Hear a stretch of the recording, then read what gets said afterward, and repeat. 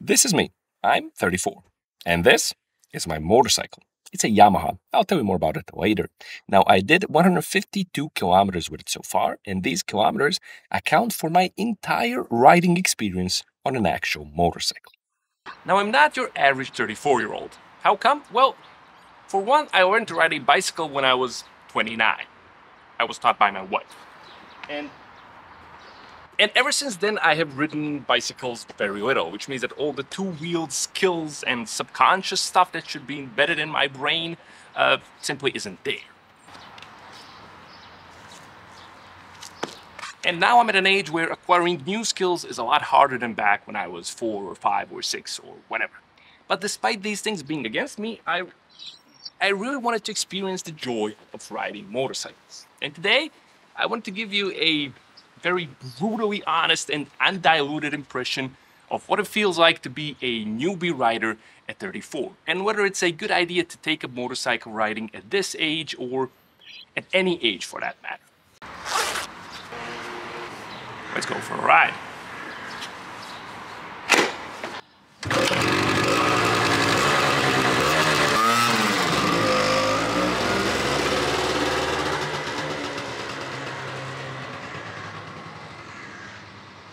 Now, something else that was against me and that probably led to the fact that I didn't start riding motorcycles earlier is that nobody in my family owns a motorcycle.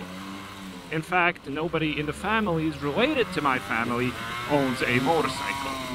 None of my friends own a motorcycle, and just like everybody else in my family, I was led to believe that motorcycles are these, death traps, and that motorcycle riders are these young, reckless fools who live fast and die young. Unfortunately, this belief and statement was then reinforced by the media, who regularly reports on this or that young man perishing while recklessly riding a motorcycle. And so, faced with this death trap, and having a desire to keep on living, I convinced myself that I don't like motorcycles. Now, let's drop in for a little drink right here, maybe a bite, and here you can see, demonstrated in practice, the first very obvious benefit of motorcycles. Parking is no longer an issue.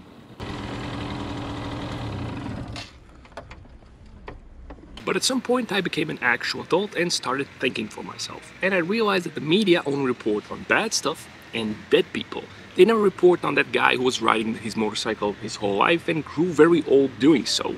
I mean, there's hundreds of thousands of people out there riding motorcycles every day. That's a perfectly normal thing. People commute with motorcycles. They spend their entire lives riding motorcycles.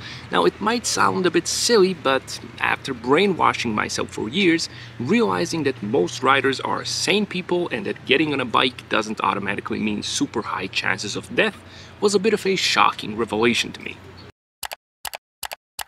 Now, I'm a car guy.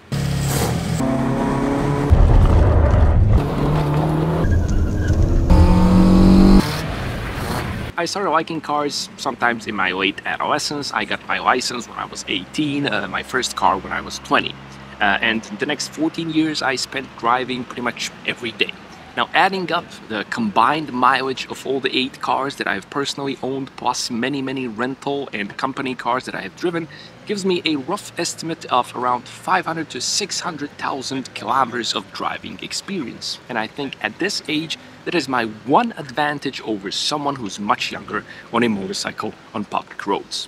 You see, I know traffic. After 14 years of driving, I feel comfortable and safe in traffic. I have learned how people behave, and I have learned to sense the stuff that's happening around me. And I have also learned to anticipate and properly prepare for what will happen next. And this is important because motorcycles don't kill you. It's usually the other participants in traffic. So despite being a newbie rider, thanks to my age and traffic experience, I don't feel threatened or pushed around in traffic.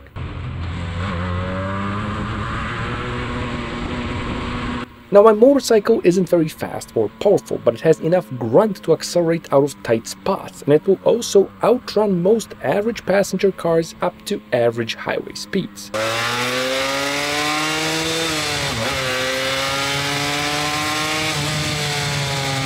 And I think this is important and necessary because I feel like I wouldn't be comfortable on a very underpowered motorcycle that can't get out of harm's way quickly when needed.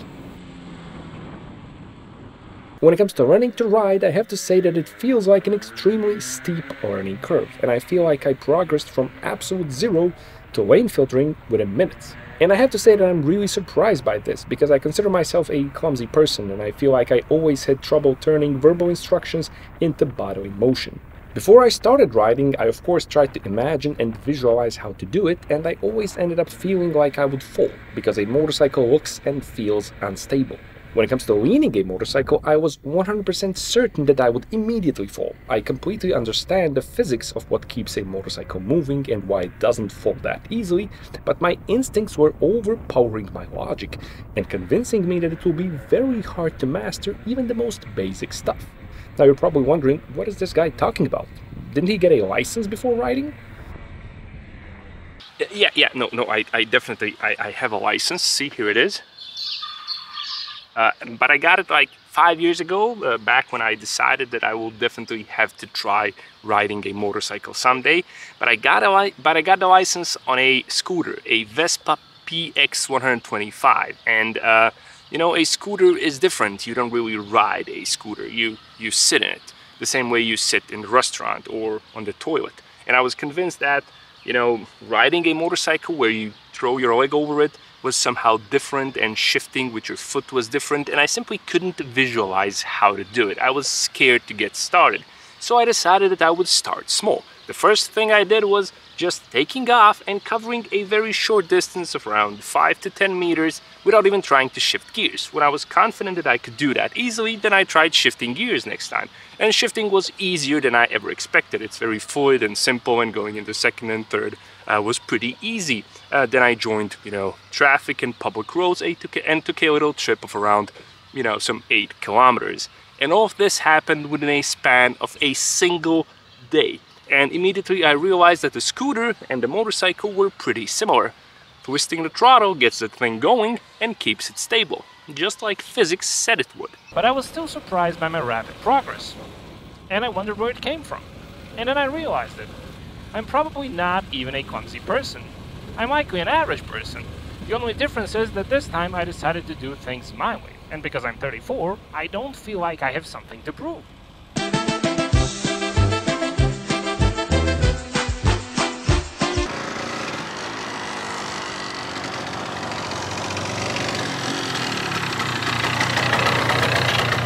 I started riding, and I decided to try and calmly listen to my body.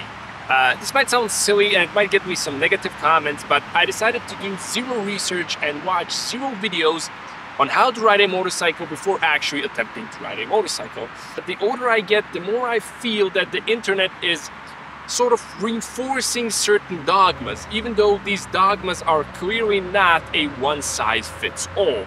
And the validity of these dogmas seems to be increasing by the endless regurgitation and repetition from people that don't really understand what they mean.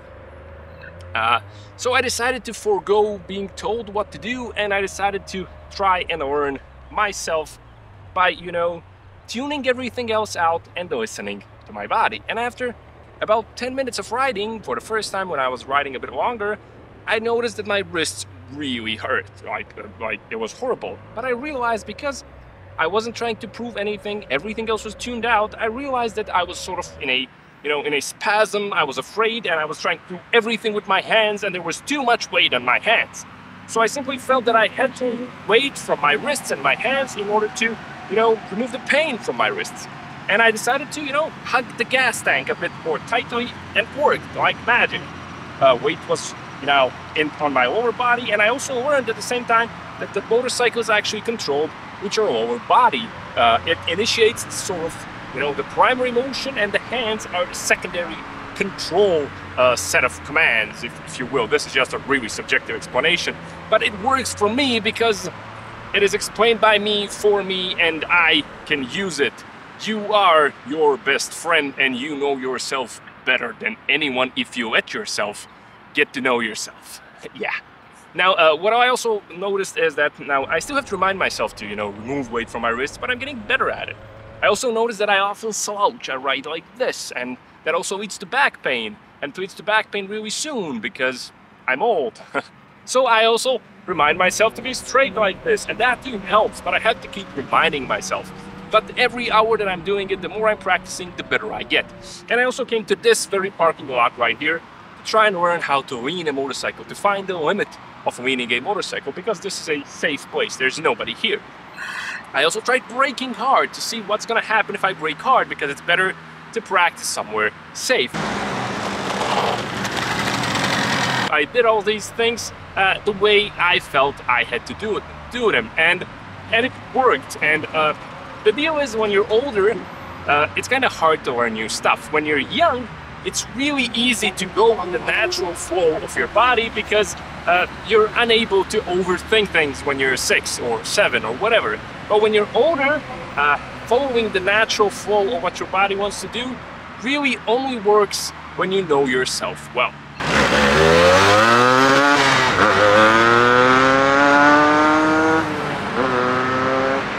Now, back in my early 20s, I felt like I had to prove that I'm the best driver and that my car is fast. Getting me into some sort of stupid and pointless race was easier than getting a middle-aged man to talk about his glory days. I was easily swayed by emotions and a desire to be recognized as capable in a game that doesn't even officially exist. And this then resulted in several situations that could have ended very, very badly had I been less lucky. It's very possible that these same situations would have ended differently had I been on a motorcycle at that age and with that mentality. But fortunately, after a while, I realized that all of this fast and furious behavior was a bit childish, but at the same time, getting enjoyment and fun out of driving a car became harder and harder. Simply driving around wasn't as fun as it was when I started out. Traffic became a chore, and getting an actual adrenaline kick out of driving now required things that would be extremely unsafe and dangerous and stupid on public roads. In order to experience thrills and have fun in a car, I now need a completely deserted road and some spotters, or to go to the track, and neither of these is easy or quick to organize. And there's no surprise here. The more you do something and the better you become at it, the higher you have to go and the harder you have to push in order to experience the same thrills as before. This is why a Formula 1 driver won't get any thrills out of a hot hatch, but an inexperienced driver might have the time of his life. And this is the reason why I'm actually a bit grateful that I started riding this late. At this age, it's getting harder and harder to get excited. You've been around long enough to do many different things, and the number of firsts you can hope to experience is greatly reduced. But then I get on a motorcycle, and all of a sudden, this whole new, completely unknown world opens up in front of me. More firsts in a single week than I had in the past year.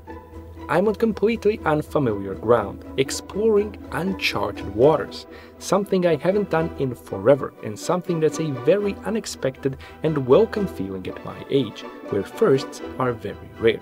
In this sense, I feel like motorcycles are like a cookie I saved for later. So am I too old for bikes? Yeah, definitely. I'm pretty sure that in terms of skill, I will never catch up with the people that started riding much younger than me. But who cares? Am I trying to win some sort of competition, some sort of motorsports event? No. I'm riding for the sake of, having fun and enjoying it. I'm already at a level where I can safely join public roads and travel from destination A to destination B, and everything above that I managed to achieve is a big bonus for me. It's me, this bike, and the road. And honestly, that's more than I could ask for. So, yeah, I did promise to tell you a few words about the bike, but before that, a few words about the gear. Now, when it comes to the gear, I again didn't research anything. I went into the local store and bought certified stuff, decent stuff that fit me. Most of it is pretty basic, simple gear that isn't junk. That's it. Honestly, I wasn't interested in spending hours on reading reviews and comparing helmets and whatnot. I feel like nowadays the internet is trying to convince us that we can research everything into perfection and that we should read as many reviews as possible in order to, not make the wrong choice. Honestly, nowadays there's so many good products out there that making the wrong choice really requires you to be, you know, stupid and devoid of any common sense, and actually you have to be trying to make the wrong choice. The most common wrong choice I feel people are making are actually buying stuff that has more features than they need because somebody who isn't them convinced them that they needed these features. The reality is that someone else's opinion and review is far less relevant than the creator of that opinion and review is trying to convince you. And this is because your preferences are likely different from the preferences of person B, and the preferences of person B are different from person C, and so on and so forth. We're all different people. I feel like the best way of finding out what you actually need from a certain type of product is buying a basic, nice, decent version of that product, using it, and then through its usage finding out what you actually need and want, and then when it's time to replace that basic product, buy what you actually have experienced that you need. Because I feel like genuine experience really is the best teacher. Yeah, now a few words about the bike. Now my license allows me to drive any displacement, and initially I tried restoring a Kawasaki GPZ 900R, but then I realized that it was far too heavy and far too fast, and also it had a bent frame, so I went for something much more rational, much lighter and much slower. And this is a Yamaha Tzr 125R. It's a single-cylinder 125cc two-stroke sport bike from 1994, which allegedly makes 28 horsepower. This is also a special edition known as a 4DL, which was in fact manufactured not by Yamaha but by Belgarda for the Italian and European markets. At just a bit over 100 kilograms, the bike is extremely lightweight and very easy to control and manipulate. The engine is actually Moto Minarelli from Italy, and it's really fun. Kinda lame before you reach 7k RPM, but then the IPVS system gets into its own and unleashes the kind of silly fury that only a two-stroke can. We also have Brembo brakes in the front and in the back, and also some upside down forks. I really love the flat top of the gas tank, the straight line. The headlight is a aftermarket, and I installed it because the original one didn't work and was repaired using drywall screws by the previous owner. I originally bought the bike because I wanted an inexpensive sports bike that I could ride without fixing it up too much, but it was sold to me as a rider, but it ended up needing a full rebuild. So despite not wanting to spend time fixing it, I ended up fixing it and fully rebuilding it and restoring it to proper mechanical former glory. I say mechanical glory because aesthetics-wise, it's far from perfect. The stickers are faded, the paint has many scratches, the fairings are missing a few pieces, but honestly, I couldn't care less. I got new tires, all new fluids, and everything else to ensure safety and reliability. Looks are really not my priority here. The riding position is a bit on the extreme side of sportiness, but I really like this because the way sport bikes look and the posture they demand is really what made me fall in love with bikes in the first place, especially those from the 90s that I saw back when I was a kid. I like all bikes, but somehow sitting upright or being leaned back or whatever, to me just doesn't have the same special feeling as being leaned forward and tucked in on a sport bike. So recently I read this somewhat cheesy motivational statement on Instagram, and it says that the only person you should never disappoint is the 6-year-old you. So 6-year-old me, you learned how to ride a motorcycle. It's 28 years later, but who cares? It's still fun.